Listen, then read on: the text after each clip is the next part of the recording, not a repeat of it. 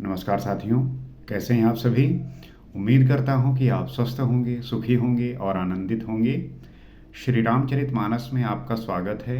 हम श्री रामचरितमानस के माध्यम से जीवन के विभिन्न पहलुओं को जानने और समझने का प्रयास करते हैं। हमारा जो ये जीवन है, ये चुनौतियों से भरा पड़ा है। अगर आप इन चुनौतियों से भागेंगे, अगर आप इन चुनौतियों को सोचेंगे कि ये मेरे साथ ही क्यों होता है, मेरे साथ ही सारी प्रॉब्लम क्यों आती हैं, तो आप जो है सदैव इसी प्रकार से अपने जीवन में परेशान रहेंगे। अगर आपको लगता है कि आपका जीवन जो है उस सफलता की ओर, उस लक्ष्य की ओर और उस ऊंचाई की ओर बढ़े, तो आपको नित्य जो है नई नई चुनौतियों का सामना करना आना चाहिए। और इसके लिए जो है आपकी बुद्धि का, आपकी विवेक का, आपकी समझ का जो विकास है वो होना अति आवश्यक है। तो हमें इस बात का ध्यान रखना है कि हर एक क्षण, हर एक मोमेंट अपने आप को होश में रखते हुए जीवन की सारी चुनौतियों को साधना है और उस पर जो है काम करना है। हमें डरने की आवश्यकता नहीं है, हमें जो है किसी भी प्रकार से परेशान होने की आवश्यकता नहीं है। किसी भी चीज़ को बड़े धैर्यपूर्वक उसको समझकर, जानकर उस पर जो है रिएक्ट करना है। हमारी आदत हो जाती है कि हम जो है किसी भी चीज़ को लेके तुरंत रिएक्ट करते हैं, लेकिन जो उसके पीछे का वाकई में मतलब क्या है, उसका जो है वाकई में रीज़न क्या था, हम उसे जानने का प्रयास नहीं करते। लेकिन जब आप इन चीज़ों के बारे में ध्यानपूर्वक सोचते हैं, तब आप पाते हैं कि जो वो रिएक्शन था उसके पीछे कुछ और ही कारण था। इसलिए जो है हमें अपने स्वभाव में एक विनम्रता, एक जो है ठहराव लाने की आवश्यकता है, ताकि आप भांप सकें कि जो कार्य हुआ उसका जो है कारण क्या था।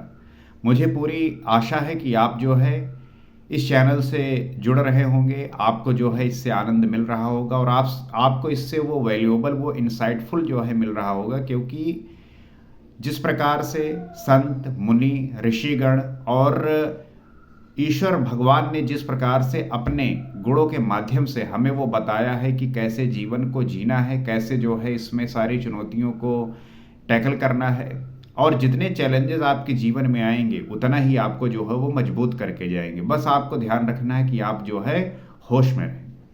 तो हमने पिछले एपिसोड में ये देखा कि किस प्रकार से जो है श्री रामचंद्र जी धनुष को तोड़ने के लिए जा रहे हैं, और सीता जी ये देखते हुए मन ही मन जो है वो देवताओं की विनती कर रही हैं कि हे देवतागण, आप जो है इस धनुष का जो भार है वो हल्का कर दीजिए, ताकि श्री रामचंद्र जी इसको उठा लें और मेरा जो विवाह है वो श्री रामचंद्र जी से हो जाए।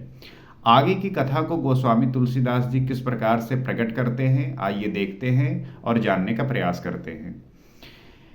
निज जड़ता लोगन पर डारी, होई हरव रघुपत ही निहारी, अति परिताप सीय मन माही, लव निमेष जुग सह समझाही।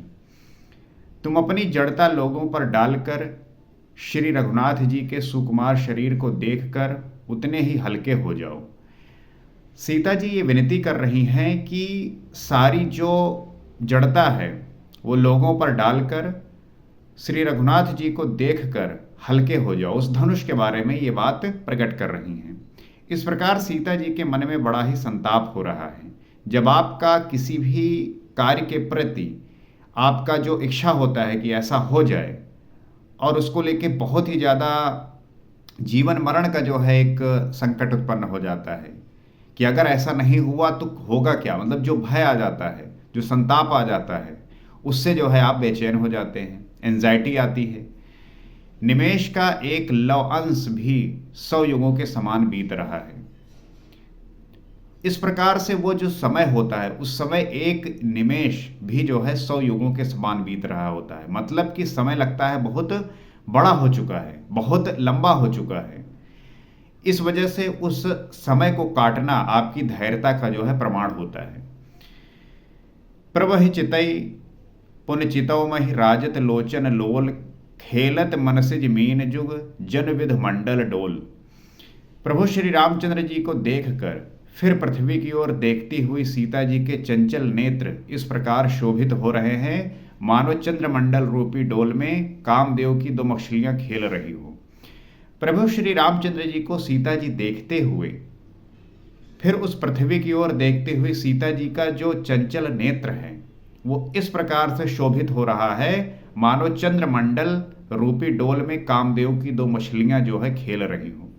गोस्वामी तुलसीदास जी ने इसका इतनी सुंदरता के साथ वर्णन किया है कि कोई भी व्यक्ति इस ग्रंथ को पढ़ता है तो उसके भीतर एक साहित्य को लेके, लिटरेचर को लेके जो है उसके भीतर वो आकर्षण पैदा हो सकता है, वो जो है साहित्य के प्रति अपने आप को झोंक सकता है। इतनी सुंदरता से एक कवि कैसे लिख सकता है हम इसको भांप सकते हैं, समझ सकते हैं।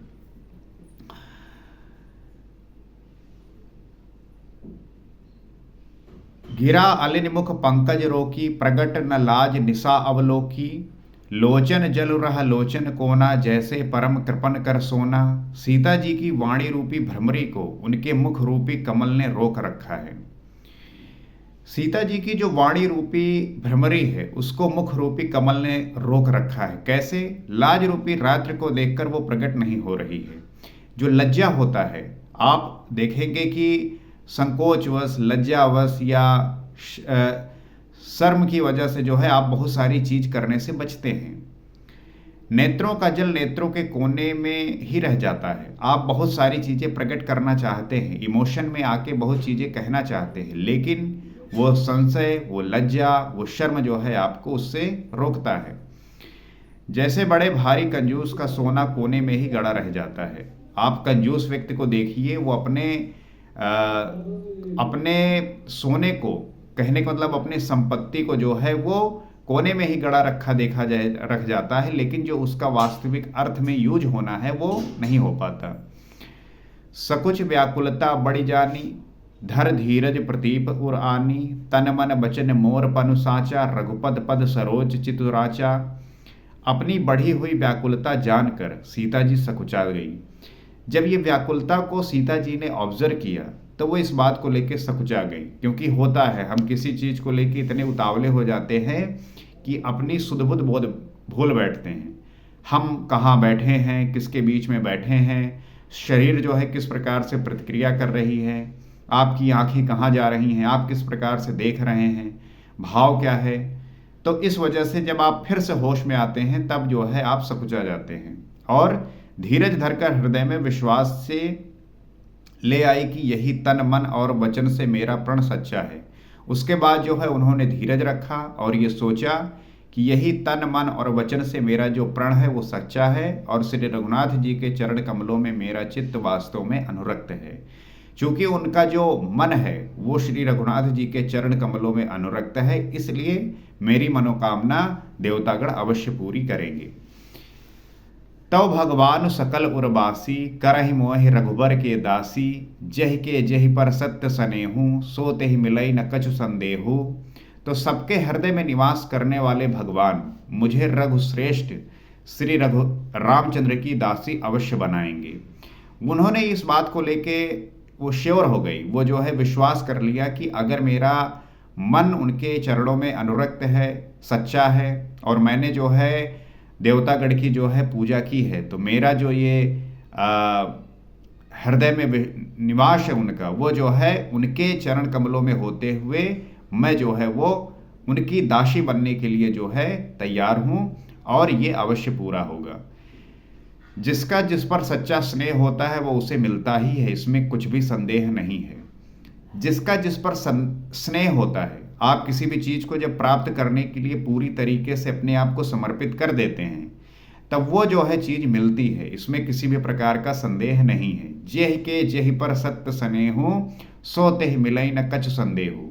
यहाँ पे गोस्वामी तुलसीदास जी ने कितनी सच्ची और आपको मोटिवेट करने के लिए जो है ये चौपाई लिखी है कि अगर आपको किसी भी चीज को प्राप्त करने में वाकई में सत्यता है, सच्चा स्नेह है, तो वो जो है मिलता ही मिलता है, इसमें किसी भी प्रकार का संदेह नहीं करना चाहिए। इसलिए चाहे आप करियर को लेके हो, किसी विषय को लेके हो, किसी वस्तु को लेके हो, किसी व्यक्ति को लेके हो, अगर आपके हृदय में सच्चा स्नेह है तो जो है उससे आपको वो अवश्य मिलेगा, इसमें किसी प्रकार का संदेह नहीं करना चाहिए।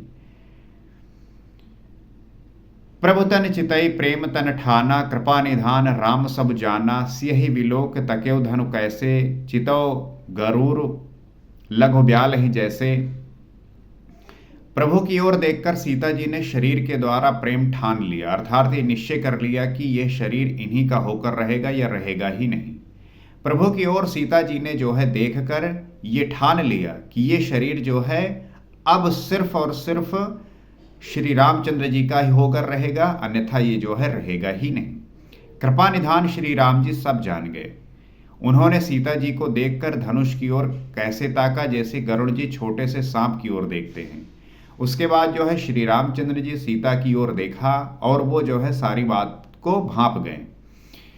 जब आपका वाइब्रेशन किसी से कनेक्ट होता है, आपकी एनर्जी किसी से कनेक्ट होती है, तब आप वो महसूस कर पाते हैं कि सामने वाला क्या महसूस कर पा रहा है। और यही बात जो है सीता जी राम के प्रति और राम जी है सीता जी के प्रति भांप पा रहे हैं। वो इस बात को जान लिए और उसके बाद जो है रामचंद्र जी धनुष को इस प्रकार से ताका जैसे गरुड़ जो है किसी छोटे सांप की ओर देखते हैं।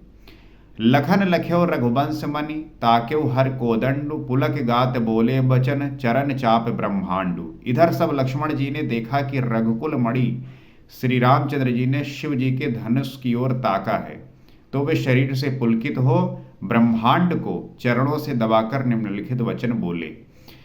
जब लक्ष्मण जी ने यह देखा कि रघुकुल मणि श्री रामचंद्र जी ने शिव जी के धनुष को ताका, तो वे शरीर से पुलकित हो ब्रह्मांड को चरणों से दबाकर निम्नलिखित वचन बोले। क्या बोले? ब्रह्मांड को चरणों से दबाकर। इसको आप थोड़ा समझने की कोशिश करना। दिस कुंजरहु कमठ अहिकोला, धरहु धरनि धर धीर न डोला, राम चहै शंकर धन तोरा, हो सजग सुन आय सुमोरा। हे दिग्गजो, हे कक्षप, हे शेष, हे वराह, धीरज धरकर पृथ्वी को थामे रहो, जिसमें ये हिलने न पावे। श्री रामचंद्र जी शिव जी के धनुष को तोड़ना चाहते हैं, मेरी आज्ञा सुनकर सब सावधान हो जाओ। तो लक्ष्मण जी जो है क्या वचन बोल रहे हैं कि हे दिग्गजो, हे कक्षप, हे शेष, हे वराह, धीरज धरकर पृथ्वी को जो है थामे रहना, जिसमें ये हिलने न पावे। श्री रामचंद्र जी शिव जी के धनुष को तोड़ना चाहते हैं, मेरी आज्ञा सुनकर जो है समाधान बिल्कुल सावधान हो जाओ। जब आप कोई बड़ा कार्य करने जाते हैं तब यही चाहते हैं कि उसके परिणाम स्वरूप कोई ऐसा घटना ना हो जाए जिससे जो है अन्य लोगों को परेशानी हो, दुख पहुंचे, चिंता पहुंचे। चाप समीप राम जब आए, नर नारिन सुर सुकृत मनाए, सब कर संशय अरु अज्ञानु, मंद महीपन कर अभिमानु। श्री रामचंद्र जी जब धनुष के समीप आए तब सब स्त्री पुरुषों ने देवताओं और पुण्यों को मनाया। उसके बाद जो है श्री रामचंद्र जी धनुष के समीप में जो है आए और तब जब स्त्री पुरुषों ने देवताओं और पुण्यों को मनाया था, सबका संदेह और अज्ञान, नीच राजाओं का जो अभिमान है, सारे जो स्त्री पुरुष ने ये मनाया था कि मैंने अगर कोई पुण्य कमाया है, कुछ भी अगर सेवा की है, तो वो पुण्य जो है ये लगे कि रामचंद्र जी धनुष को उठा लें। जो सबका संदेह है, अज्ञान है, नीच राजाओं का जो अभिमान है। भृगुपत केरि गर्भ गरुआई, सुर मुनि बरन केरि कदराई, सिय कर सोच जनक पछतावा, रानिन कर दारुण दुख दावा। परशुराम जी के गर्भ की गुरता, देवता और श्रेष्ठ मुनियों की कातरता, भय, सीता जी का सोच, जनक जी का पश्चाताप और रानियों के दारुण दुख का दावा नल। परशुराम जी के गर्भ की जो गुरुता है, देवता और श्रेष्ठ मुनियों का जो भय है, सीता जी का जो सोच है, जनक जी का जो पश्चाताप है और रानियों के दारुण दुख का जो दावा नल है। शंभु चाप बड़ बोहित पाई, चढ़े जाई सब संगु बनाई, राम बाहुबल सिंधु अपारू, चहत पारो नहीं को कड़हारू। ये सब शिव जी के धनुष रूपी बड़े जहाज को पाकर समाज बनाकर उस पर जा चढ़े। उसके बाद जहाँ पे शिव जी का धनुष रखा हुआ था, वहाँ पे जाके श्री रामचंद्र जी जो है पहुँचे। ये श्री रामचंद्र जी की भुजाओं के बल रूपी अपार समुद्र के पार जाना चाहते हैं, परंतु कोई केवट नहीं है। कहने का मतलब क्या है कि जो कार्य है वो कठिन तो दिख रहा है, लेकिन उसको किस प्रकार से सरल बनाएंगे ये हम देखेंगे। राम बिलोके लोग सब चित्र लिखे से देख, चितैसिय कृपायतन जान विकल विशेष। श्री राम जी ने सब लोगों की ओर देखा और उन्हें चित्र में लिखे हुए से देखकर फिर कृपाधान श्री राम जी ने सीता की ओर देखा और उन्हें विशेष व्याकुल जाना। फिर श्री रामचंद्र जी ने सारे लोगों को देखा, उनमें चित्र में लिखे हुए से देखकर फिर कृपाधान श्री रामचंद्र जी ने सीता की ओर देखा और देखा कि वो जो है बहुत व्याकुल हो रही हैं। मुझे पूरी आशा है कि आप जो है इस ग्रंथ का आनंद ले रहे होंगे। इन बातों को आप सुनकर अपने मन को प्रसन्नता के साथ उस ऊर्जा को जो है प्राप्त कर रहे होंगे जो आपके जीवन को सही दिशा देगी। इस अपेक्षा के साथ आप इस चैनल से जो है कनेक्ट हो सकते हैं, क्योंकि यहाँ पे हम जो है इन्हीं बातों का जो है जिक्र करते हैं, चर्चा करते हैं, उल्लेख करते हैं, वर्णन करते हैं और अपनी जो सूक्ष्म बुद्धि है उसका प्रयोग करते हुए श्री रामचंद्र जी के चरित्र का वर्णन करते हुए उन्हें जानने और समझने का प्रयास करते हैं। आपका आशीर्वाद, आपका सहयोग इस चैनल को जो है वो आशीर्वाद देगा, जिससे हम इस ऊर्जा का जो है सही उपयोग कर सकें। तो आज इस एपिसोड में इतना ही। अगले एपिसोड में हम देखेंगे कि किस प्रकार से जो है श्री रामचंद्र जी धनुष को उठाएंगे और उसको तोड़ेंगे। सीताराम।